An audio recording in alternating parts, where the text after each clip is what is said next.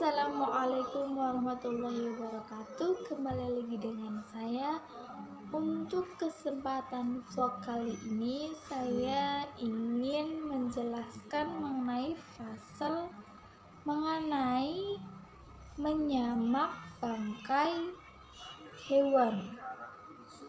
Jadi menyamak kulit dari bangkai yang sudah mati dalam penyembelihannya itu tanpa menyebut nama Allah. Langsung saja kita mulai ya. Bismillahirrahmanirrahim. Faslun utawi iki iku ana fasal wajludul mayitati utawi pira-pira kulite batang tadhuru iku apa kulite batang bitibai kelawan den sama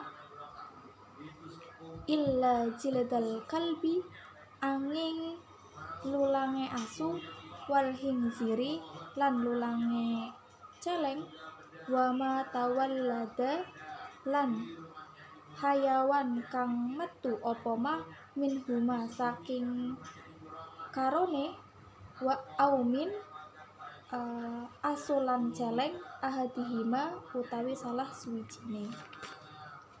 Wa atmul mayitati utawi balunge batang wa sya'ruha lan wulune batang najisu iku najis illal adamiyya angin batange anak Adam. Jadi teman-teman, berbicara mengenai batang atau bangkai dari hewan yang sudah mati, kebanyakan dari kita itu mendefinisikannya sebagai sesuatu benda yang hukumnya itu najis dan juga haram untuk dimakan.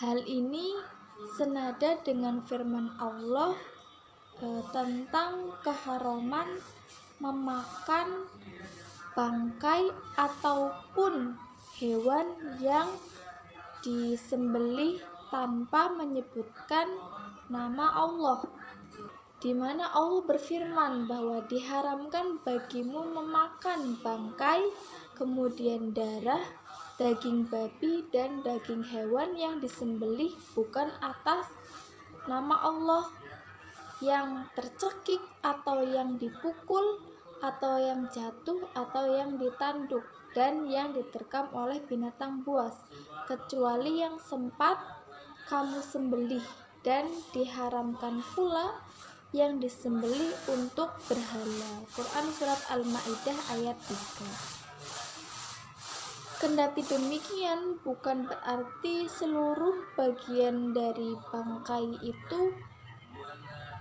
hanya bisa dibuang secara sia-sia dan menjadi mubazir.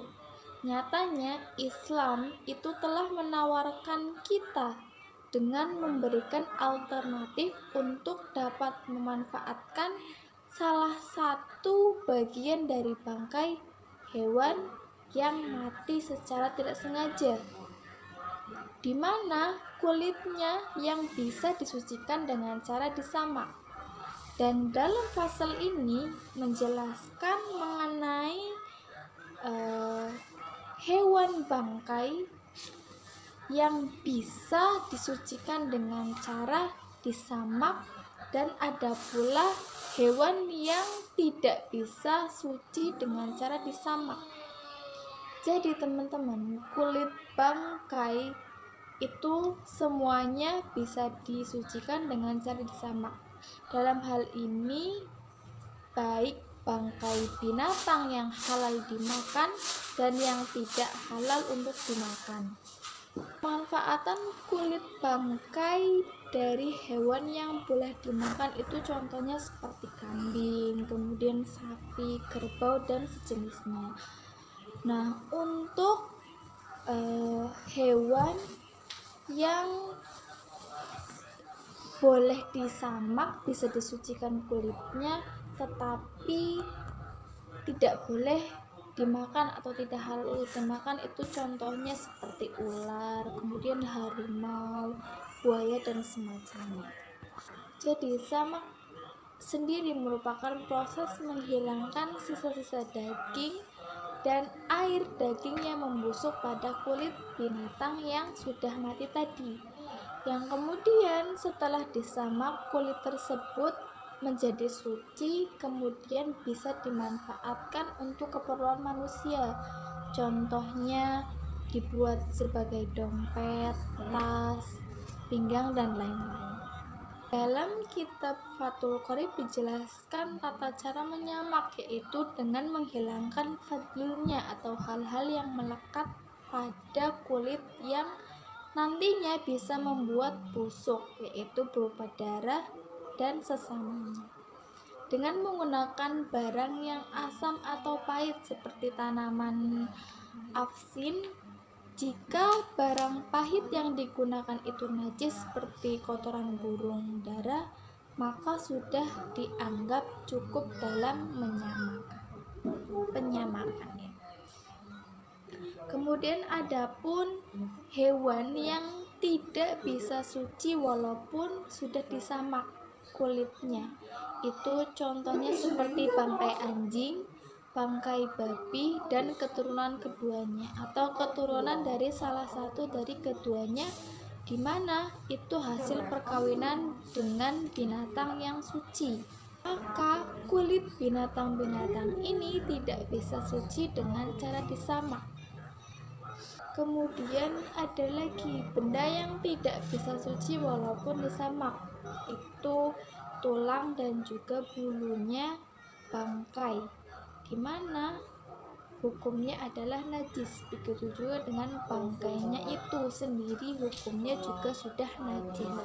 Yang dikehendaki dengan bangkai adalah binatang yang mati, sebab selain sembelihan secara syar'i, kalau demikian maka tidak perlu dikecualikan janinnya binatang yang disembelih secara syar'i, yang keluar dari perut induknya dalam keadaan mati. Begitu juga bentuk-bentuk pengecualian lain yang dijelaskan di dalam kitab-kitab yang lebih luas lagi ketentuan. Kemudian musannif juga mengecualikan dari bulu bangkai, yaitu ungkapan beliau yang berbunyi kecuali anak Adam. Maksudnya, maka sesungguhnya rambut dan juga bulu anak Adam hukumnya suci, seperti itu.